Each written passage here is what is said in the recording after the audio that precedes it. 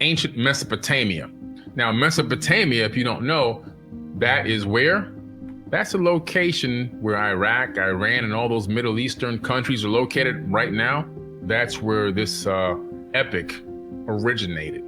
The literary history of Gilgamesh begins with the Sumerian poems about Gilgamesh, king of Uruk, dating from the 3rd dynasty of Ur, So we know that there's a ziggurat of Ur as well, and that's a giant step pyramid that exists right there in Iraq. As a matter of fact, there's a tunnel leading underneath the ziggurat of Ur all the way to the Giza Plateau in Egypt, which is in Africa. So we have 12 tablets here, okay? 12 amazing tablets of information that predate most texts that exist. We're going to start with tablet number 1. He who has seen everything, I will make known. To the lands I will teach about him who experienced all things alike. Anu granted him the totality of knowledge of all. Now, who is Anu? A-N-U. Anu is the god or the king or the head person of the Anunnaki. Anu is the father of Enki and Enlil. Okay, he's the head, he's the leader. All right, so at the time he actually is the king. He's the king of Nibiru. Anu granted him the totality of knowledge of all. So we're talking about Gilgamesh being granted the ability to access a high level of knowledge. He saw the secret, discovered the hidden. He brought information of all time before the flood. This is a pre-diluvial text. We're talking about before the great flood, and you're going to see in this later on, as I get to those later tablets, about Utnapishtim, who's actually same person as Ziusudra, who really is Noah. And he's got to build this ark. And you're going to see some incredible information about this ark, and the shape of the ark doesn't match the shape of the biblical ark. He saw the secret, discovered the hidden. He brought information of the time before the flood. He went on a distant journey, pushing himself to exhaustion, but then was brought to peace. He carved on a stone stela all of his toils and built the wall of Uruk Haven, the wall of the sacred Eanna temple, the holy sanctuary. Look at this wall, which gleams with copper. Inspect its inner wall, the likes of which no one can equal. Take hold of the threshold stone. It dates from the ancient times. Go close the Eanna temple, the residence of Ishtar. Who is Ishtar? Ishtar is the reason why you celebrate Easter, okay? She was the fertility goddess in Babylonian times. And the actual holiday of Easter, which is celebrated mostly by Christians, is actually the celebration of fertility of Ishtar, the Babylonian Anunnaki goddess. This is why they have the eggs and the bunnies laying the eggs. It's a fertility thing. It has nothing to do with resurrections. So if you've been celebrating Easter all this time, you've been celebrating and you've been worshiping Ishtar. Okay? Now you know. Check this out. 1 league city, 1 league palm garden. So from the city, there's a league to the palm gardens. And from the palm gardens, there's another league to the lowlands, the open area of Ishtar temple. 3 leagues, and the open area of Uruk is the wall encloses. We're talking about a super megalithic wall that encloses this entire area. Now Gilgamesh went through every hardship, supreme over other kings, lordly in appearance. He is the hero. He walks out in front, the leader, and walks in the rear, trusted by his champions. Mighty Net, protector of his people. Raging flood wave who destroys even the walls of stone. They're describing Gilgamesh now. So we're talking about the fact that this man, first of all, he's a giant. He's described as a giant. He's incredibly massive. This is a big, big person. You'll see, if you Google Gilgamesh or the Epic of Gilgamesh, you'll see that he's holding a lion in one arm across his chest, a full-size grown male lion with the mane and all. And it looks like a kitty cat in his arms almost. This is how big this guy was. But he has knowledge of how to build, how to construct, of advanced technology. He also has the capability of traveling not around his local area, but around the world. Okay, around the world. He explored the world regions. He didn't explore around the corner. He didn't explore the next village. He explored the world. So every time we keep talking about these ancestors, man, and we think that they don't know anything and that they're dumb and what they say has no value, it's like spitting in their face. Seeking life. That was the reason why he was traveling the world, seeking life. It was he who reached by his own sheer strength, Upanishtim. We're talking about Noah now, the faraway, who restored the sanctuaries or cities that the flood destroyed. 2/3 of him is God. 1/3 of him is human. Now let me say that again. 2/3 of him is God. 1/3 of him is human. He's 2/3 Anunnaki and 1/3 human. If you want to understand the mix of his genetics and why he was so brilliant, why his IQ was so vast, why his strength and his size were incredible, and why he was considered to be a hero. He was mostly Anunnaki DNA. The great goddess Aru designed the model for his body. She prepared his form, beautiful and handsome of men, perfect. We're talking about the fact that they genetically created him. Now, they didn't create him from scratch as if they created a person out of nothing. But right now, today, and I have a friend who's done this with his first child, and he has a second child that they're going to do this as well. They create designer babies. He spent over $250,000 to make a designer baby. I mean, he's rich, he can do whatever he wants. They pick the hair color, they pick the eye color, they pick everything, okay? They also filter out potential genetic diseases and things like that, turn genes off, turn genes on to keep the person supposedly healthy for the most of their life. And that's something you can go do right now today in the world we live in. Well, they were doing this in ancient times. The great goddess Aruru designed the model for his body, prepared his form, beautiful and handsomest of men, perfect. Aruru washed her hands. She pinched off some clay and threw it into the wilderness. Now here's where it gets very interesting. In the wilderness, she created the valiant Enkidu. So now we're getting into some stuff that really is about genetics.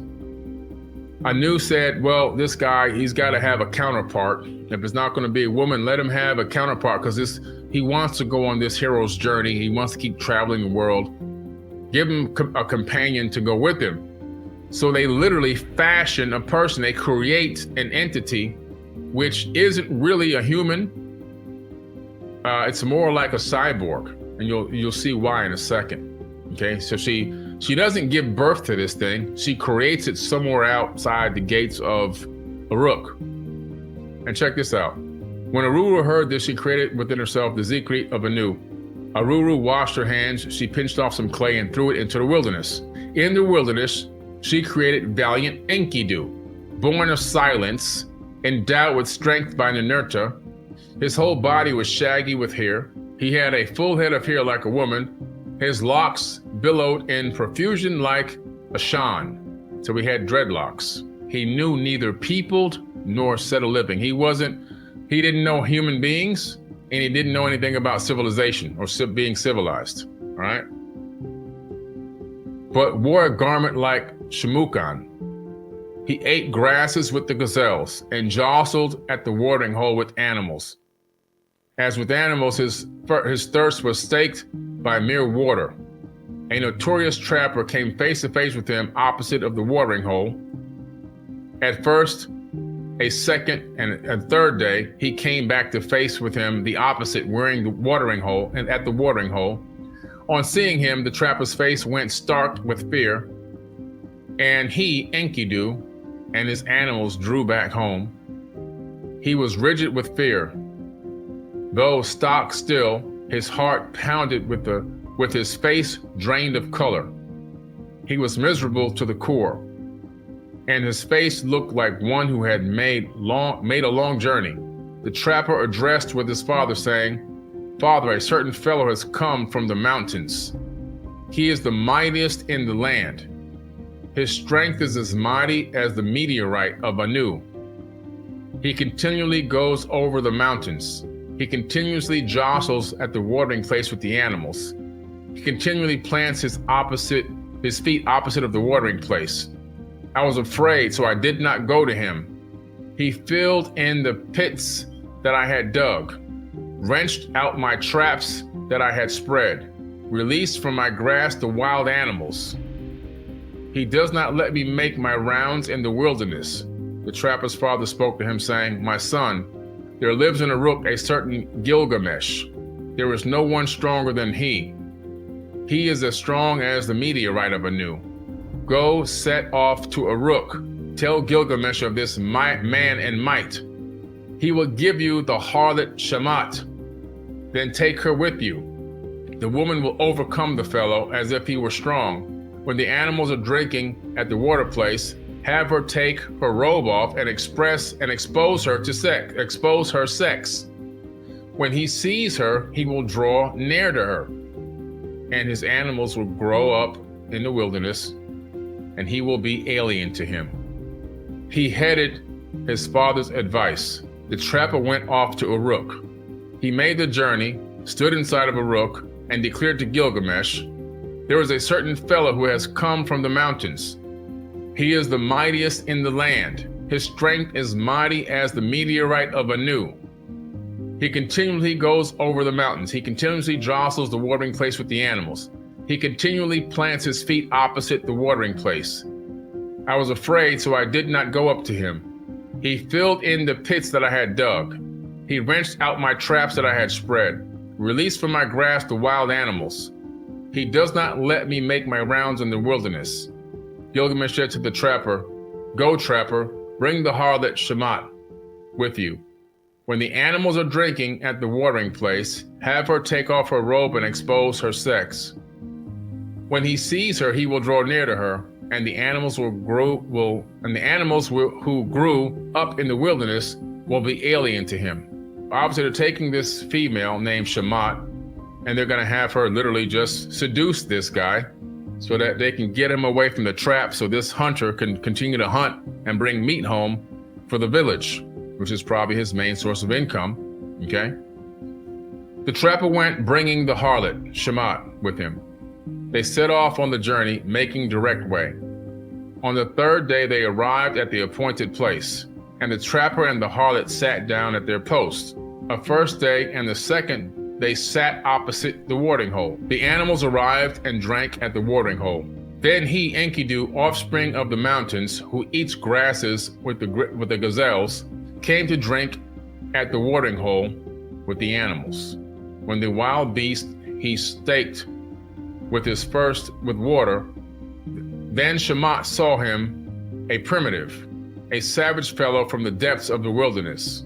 "That is he, Shamat. Release your clenched arms, expose your sex so he can take in your voluptuousness. Do not be restrained, take his energy." He's basically saying, he's basically pimping this lady to this wild created man, saying they gotta go take one for the team so we can get back to work. Okay? She says, "Do not be restrained, take his energy. When he sees you, he will draw near to you. Spread out your robe so he can lie upon you and perform his primitive task of womankind. His animals, who grew up in the wilderness, will become alien to him, and his lust will groan over you." Shamat unclutched her bosom, exposed her sex, and he took in her voluptuousness. She was not restrained, but took his energy. She spread out her robe and lay upon her. She performed the primitive task of womankind. His lust groaned over her. For 6 days and 7 nights, Enkidu stayed aroused. Okay, this guy was aroused for 6 days and 7 nights. And had intercourse with the harlot until he was sated with her charms. But when he turned his attention to his animals, the gazelle saw Enkidu and darted off. The wild animals distanced themselves from his body. Enkidu was utterly depleted. His knees wanted to go off with his animals, went rigid. Enkidu was diminished. His running was not as before. His legs were weak. And 6 days, and who knows how many rounds he went. Okay? But then he drew himself up, for his understanding had broadened. Turning around, he sat down at the harlot's feet, gazing into her face, his ears attentive as the harlot spoke. The harlot said to Enkidu, "You are beautiful, Enkidu. You are become like a god. Why do you gallop around in the wilderness with the wild beast? Come, let me bring you to Uruk-haven, to the holy temple, the residence of Anu and Ishtar, the place of Gilgamesh, who is wise to perfection." Now, what's interesting here, I want to point out, is she's going to take this Enkidu person back to Uruk-haven. All right, so we're talking about going back to the kingdom.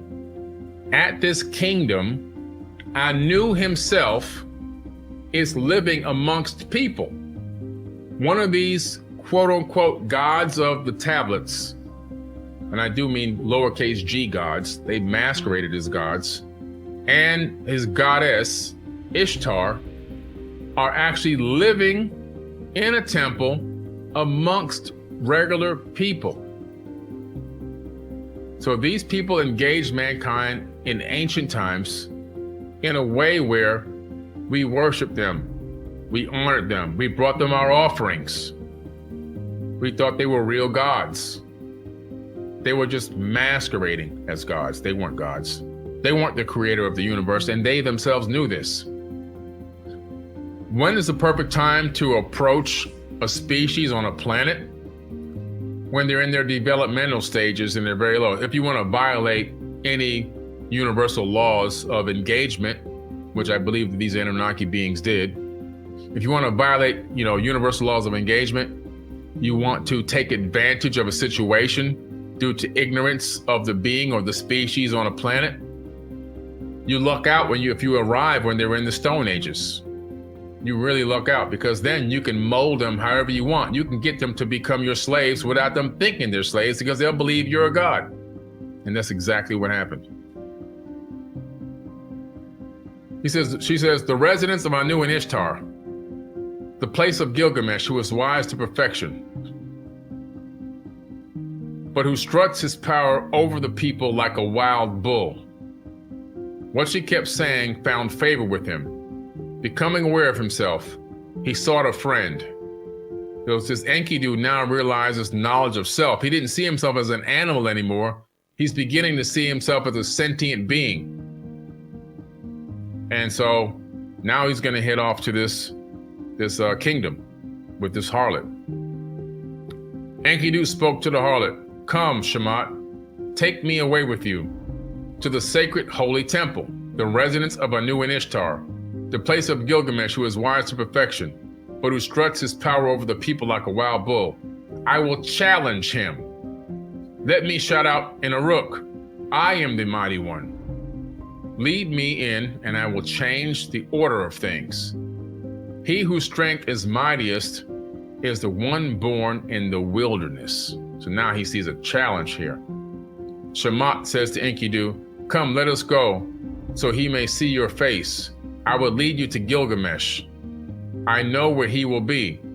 Look about, Enkidu, inside Uruk-haven, where the people show off in skirted finery, where every day is a day for some festival, where the lyre and the drum play continually, where harlots stand about pretty, excluding voluptuousness, full of laughter, and on the couch of the night of the sheets are spread. Enkidu, you who do not know how to live, I will show you Gilgamesh, a man of extreme feelings. Look at him, gaze in his face. He is a handsome youth with freshness. His entire body exudes voluptuousness. He is mightier and more strength than you, without sleeping a day or night. He's saying that Gilgamesh is so huge and powerful that this guy doesn't even need to go to sleep, and he still has the most power, or is the strongest being that they know of in that city. in that kingdom. Enkidu, it is your wrong thoughts you must change. It is Gilgamesh whom Shamat loves. And Anu, Enlil, and La have enlarged his mind, even before you came from the mountain. So what she's saying is, Gilgamesh's mind, his mind had been expanded. His knowledge and wisdom had been expanded. He had taken in so much knowledge from who? Anu, his son Enlil, who was also known as Yahweh in the Bible, and La. Okay, we're talking about three people that have extremely high knowledge in the Sumerian tablets, have taken Gilgamesh in as an adept initiate and given him a supreme amount of knowledge, making him one of the wisest men on the planet. So she says, Gilgamesh got up and revealed the dream, saying to his mother, "Mother, I had a dream last night. Stars of the sky appeared, and some kind of meteorite of Anu fell next to me. I tried to lift it, but it was too mighty for me. I tried to turn it over, but it could not budge. The land of Uruk was standing around it. The whole land had assembled about it. The populace was thronging around it. The men clustered about it and kissed its feet as if it were a little baby. I loved it and embraced it as a wife. I laid down at your feet, and you made it complete with me." The mother of Gilgamesh, the wise, all-knowing, said to her lord, Riamat Ninsun, the wise, all-knowing, said to Gilgamesh, "As for the stars of the sky that appeared, and the meteorite of Anu which fell next to you, you tried to lift it, but it was too mighty for you. You tried to turn it over, but it was unable to budge. You laid it down at my feet, and I made it complete with you. And you loved and embraced it as a wife. There will come to you a mighty man, a comrade who saves his friend."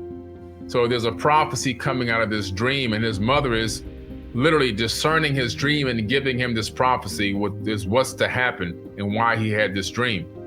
To come to him is going to be a mighty man who's going to become a comrade and saves his life. He is the mightiest in the land. He is the strongest. His strength is mighty as the meteorite of Anu. You loved him and embraced him as a wife.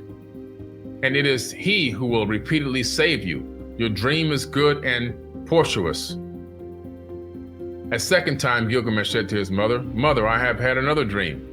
At the gate of my martial chamber, there lay an axe, and people had collected about it. The land of Uruk was standing around it.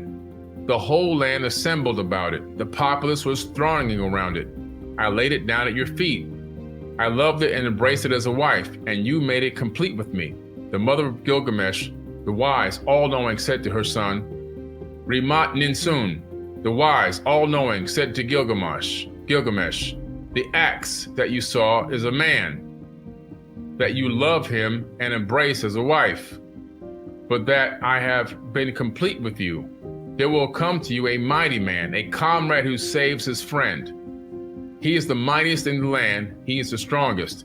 He is as mighty as the meteorite of Anu." Gilgamesh spoke to his mother, saying, "By the command of Enlil, the great counselor, so may it to pass." Okay? So now he's saying is, wow, Mom, these two dreams, you're telling me what this is leading to. Someone that's coming that I'm gonna be a really close friend with, that's gonna save my life, and is a super mighty person, maybe even potentially mightier than me. And so this is the prophecy coming from Rimat Ninsun, his mother. So it goes on saying, "By the command of Enlil, great counselor, so it too may pass. May I have a friend and advisor. A friend and advisor may I have. You have interpreted for me the dreams about him." Another harlot recounted the dreams of Gilgamesh to Enkidu. The two of them made love. So the harlot is still messing around with Enkidu. I mean, Enkidu is getting a lot of you-know-what. I guess after living with the animals all that time, his time came due. We're talking about a great epic here that was written almost 5,000 years ago, 4,700 roughly years ago, right? We're talking about Gilgamesh, a mighty man, all right? A mighty man that was fashioned, that was created, not created from scratch as if somebody had magic, but he was a genetically created person using designer technology, just like we have designer babies right now.